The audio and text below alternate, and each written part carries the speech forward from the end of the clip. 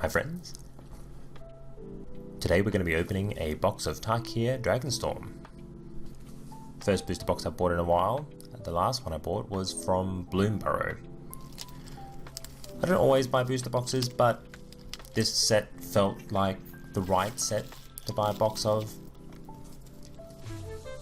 Combination of really cool playable pieces, particularly in the common and uncommon slot, which I would use for my budget EDH decks, and also some powerful rares and mythics, including some playable rare lands, which is usually a pretty important part for me. Mardu Siegebreaker, really interesting card, acts as removal and also a pretty offensive piece, so it's pretty cool. There's quite a lot of cards in this set like that. Cards that serve multiple purposes or have dual functions, like the Sieges, even like modal spells like this one, Overwhelming Surge. Mythic Rare, we've got Teval, Arbiter of Virtue. Pretty cool card. Delve is a really interesting mechanic, a pretty breakable mechanic, so the drawback is definitely necessary to create a balanced card. But I really like it. Don't think that I'll be fielding it as a commander, but it's kind of an interesting one. Definitely something that has breakability. It's cool Saga, removal Saga for 3 mana, destroys a non-land permanent, which is really cool. We're going to fill in some time, and we are going to go through a Reddit post, and you guys are going to hear my responses to some MTG hot takes as well. Ooh, this is a pretty decent hit, I think. Mistrais Village makes a Spellunk and a foil rare. Mistrais Village is definitely a card that has the potential to see CDH play, so I think that it's going to be the rare land that holds the most value amongst all of them, though all the rest of them are certainly playable. Skirmish Rhino is such an interesting card. Evokes a previous card, Siege Rhino, obviously. Zergo, 2 rares. Also really interesting, the Fleeting Effigy there, a 1 mana 2/2 that comes in with haste but then gets bounced back to your hand. Really interesting. I think that has a lot of playability in a couple of decks of mine actually. I have a Rocco, Cabaret Caterer and Norin Hidden Commander deck, and it values being able to replay or have things coming in over and over again, as Norin is supposed to do in that deck. Really cool dragon. I like the omens. Ooh.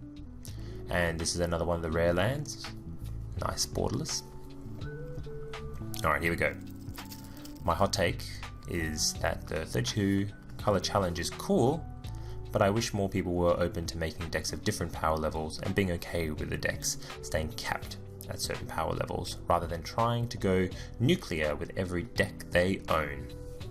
Yeah, cool. So, yeah, I definitely was doing the 32 deck challenge for a while. Master of the Spirit Dragon, really cool rare land. I do have an Dragon deck that I put together after many years of just like accumulating dragons. A tribe that I really find cool and resonates with me, as I'm sure it does with a lot of people.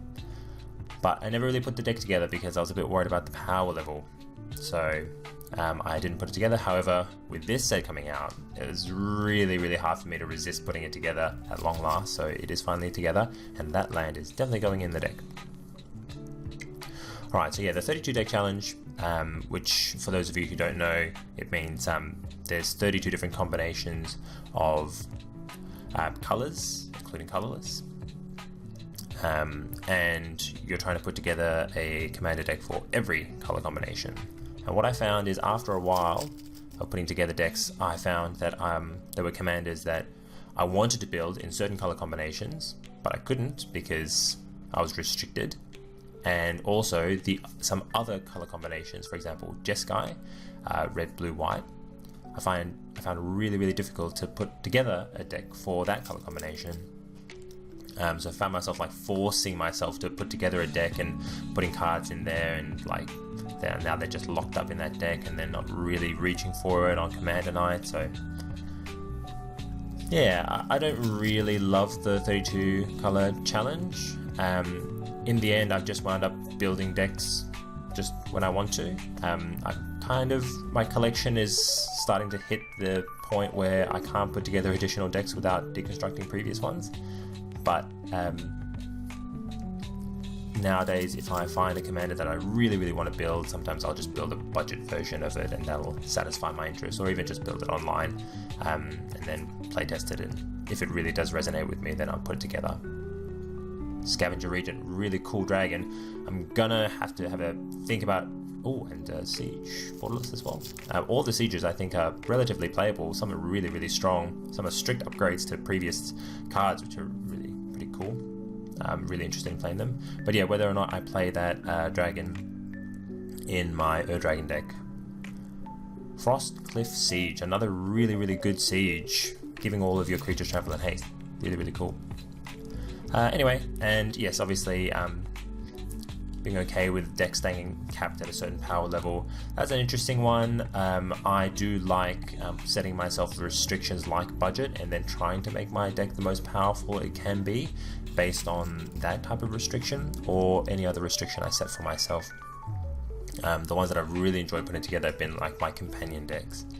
I prefer to do that than to artificially set myself a limit of power level in a different way. I do find it's really tricky for me to strike that balance. Alright, the next hot take is from Doomtooth X. All situations call for Death Cloud. Death Cloud everything. Death Cloud will make you friends. Pretty sure Death Cloud is that X black spell. I don't know. Oh, that card. That siege. Similar to Crucible of Worlds, where you can play lands out of your graveyard. Really awesome card.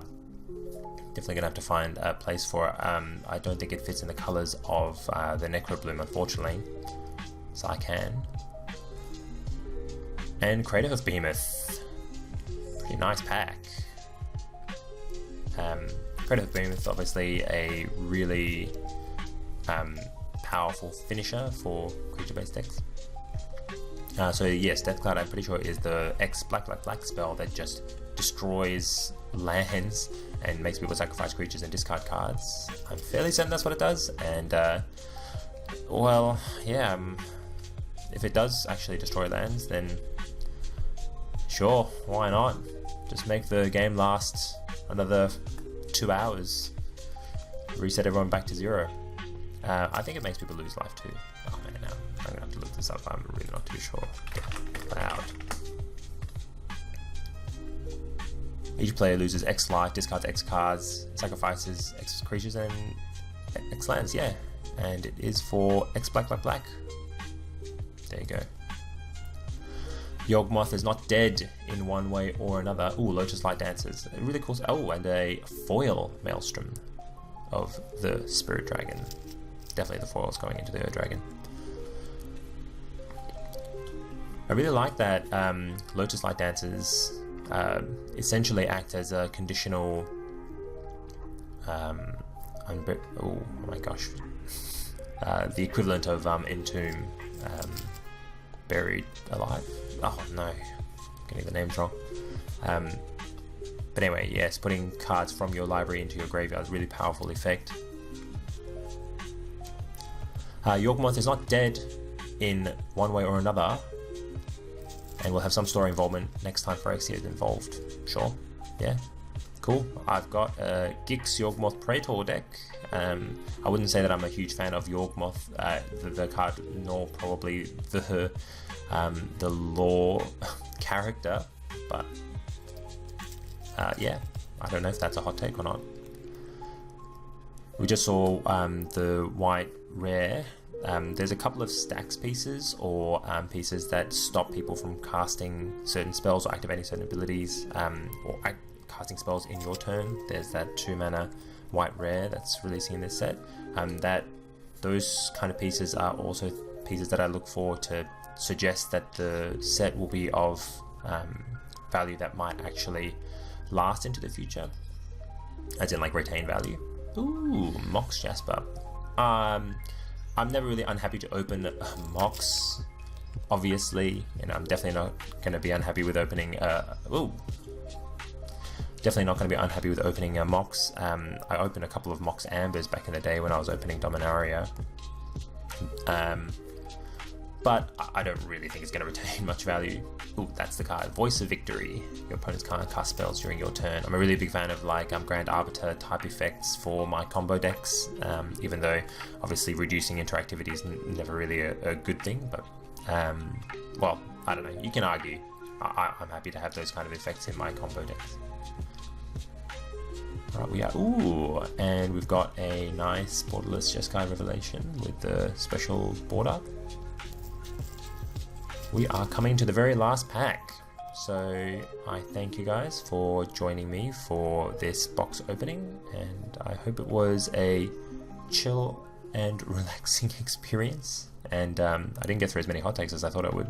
Another nice rare land and Quasi Revenant to finish us off. Oh, and Wind Crazy, I forgot about this. Yeah, really happy to open quite a lot of sieges during this box. Anyway, thanks for watching, guys. Catch you guys next time.